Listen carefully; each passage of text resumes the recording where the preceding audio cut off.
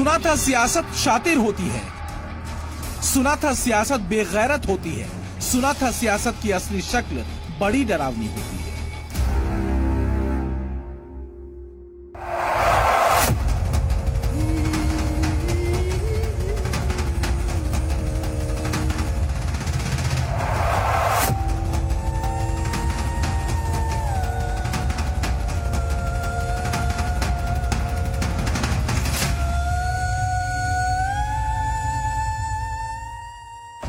कुदरत के कहर के दौरान सियासत के बदरंग चेहरों से भी रूबरू हो लिया हिंदुस्तान।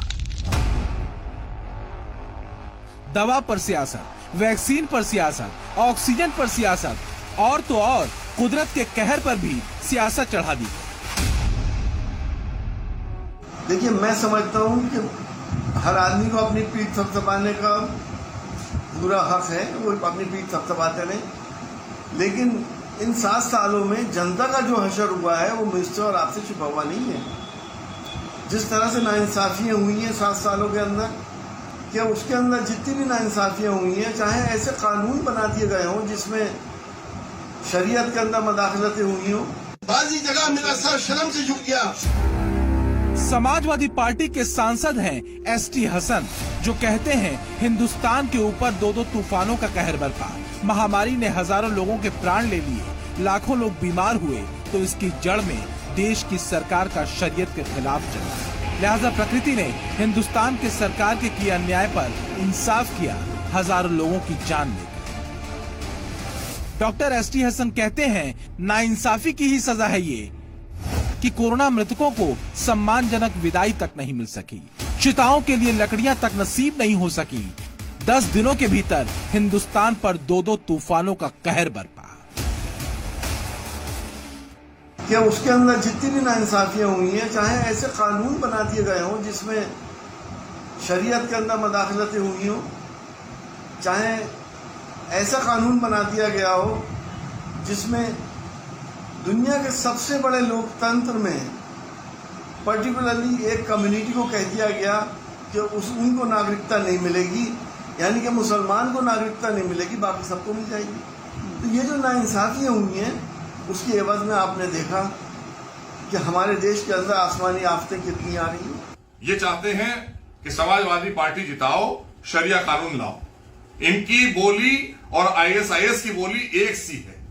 ये शरिया कानून में विश्वास रखने वाले लोग। दिमाग पर जब हर वक्त राजनीति सवार हो, जब हर मौके पर बांटने की राजनीति हावी हो, जब राष्ट्रवाद से ज्यादा दिमाग में असमाजवाद का खून दौड़ता हो, तो कोई भी शख्स एसटी हसन हो जाता है। सवाल इस बात का नहीं है कि डॉक्टर हसन ने जो कहा वो ठीक है या गलत। सवाल इस बात का भी नहीं है कि एक डॉक्टर भला ऐसी बातें कैसे कर सकता है, बल्कि सवाल ये है कि क्या समाजवादी सांसद देश को शरिया के मुताबिक चलाना चाहते हैं? क्या डॉक्टर हसन का बयान हिंदू मुसलमान को बांटने वाला नहीं है?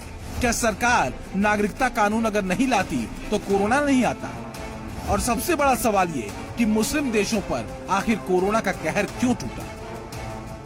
देखिए, नाइंसाफी के साथ साथ वहां पे जो तबाही मची है, अगर मुस्लिम मुल्कों में मची तो उसमें वो लोग रिकवर भी कर गए। हमारी जैसी दुर्गति किसी देश की नहीं हुई है। और दूसरे ये कि इंसान अपने गुनाह भी तो करता है, जो इंसान अपने गुनाह कर रहा है। जिन्होंने प्रदेश के अंदर मास स्लॉटरिंग कराई हो, जिनके दौरान हजारों दंगे हुए हो, लूट डकैती, फिरौती, छिनैती, क्या क्या नहीं हुआ है। लोग पनाह मांग गए थे कि किसी तरह से समाजवादी पार्टी से हमें बचा ले कोई। तो सबसे पहले तो मैं सांसद जी को ये मशवरा दूंगा कि वो इस तरह की बातों में ना पड़ते हुए अपनी राजनीति पर ध्यान दें। तो ये अल्लाह रब्बुल इज्जत की जानिब से है। मैं समझता हूं कि अल्लाह रब्बुल इज्जत इस वक्त में हमसे खफा है, इसलिए हम लोगों को चाहिए कि अल्लाह रब्बुल इज्जत को राजी करें। और जो सियासी लोग इस तरीके के बयानात देते हैं, मैं उनको मशवरा देता हूं कि वो इस तरह के बयानात से बात। लेकिन लोहियावादी रहे समाजवादी, जब से कट्टरवादी हुए तब से उनकी सियासत मुस्लिम तुष्टीकरण की राजनीति में ही डूबती उतराती रही। मुस्लिम वोट बैंक का हाहाकारी प्रेम कट्टरपंथियों की हर एक बेजा बात पर आंखें मूंद लेता है कि कहीं वोट बैंक नाराज न हो जाए। पढ़ा लिखा डॉक्टर विज्ञान की सारी समझ दिमाग के किसी अंधेरे कोने में फेंक देता है और किसी अनपढ़ मौलाना की सी बातें करने लगता है। तभी तो महामारी और तूफान को शरिया के मुताबिक न चलने पर बताई हुई सजा बताता है। चिताओं की लकड़ी न होने को भी कुदरत का दंड बताया जाता है। मरने वालों को भी हिंदू और मुसलमान की नजर से दिखाया जाता है। क्या करें वोट बैंक को जो खुश करना है, लेकिन मुस्लिम समाज को यह बात समझना होगा कि क्या ऐसी नफरत की राजनीति देश का भला कर सकती है।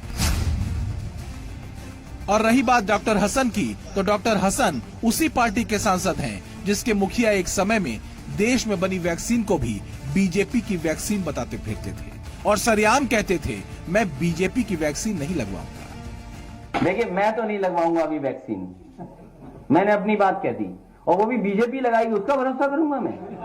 अरे जाओ भाई, अरे अपनी सरकार आएगी सबको फ्री वैक्सीन लगेगी।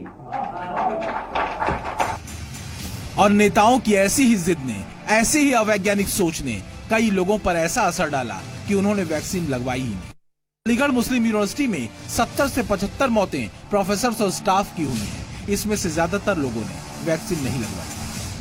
तो बात सही है कि ज्यादातर वो लोग थे जिन्होंने वैक्सीन नहीं लगवाई, लेकिन उसके बावजूद जो डेथ हुई है उसमें एक बड़ी तादाद वर्किंग और एक तरह से जवान लोगों की भी हुई है जो बिलो 60 हैं। तो फिर सवाल ये है कि क्या राजनीतिक चश्मा चढ़ाए लोग अब ये बताएंगे कि शरिया के खिलाफ चलने पर मेरे हिंदुस्तान पर कहर बरपा। जलती हुई चिताओं को याद कराकर अब इस देश में राजनीतिक धमकियां दी जाएंगी। तो फिर वो कौन अभागे थे जो कब्रिस्तान में भटकते रहे? चिताओं पर जो जले वो भी इंसान थे, नदियों में जो बहे वो भी इंसान थे, और वो भी जो कब्रिस्तान में दफन हुए। राष्ट्र रोया अपने बच्चों की मौत। हर कोई भावुक हुआ ये दृश्य देख।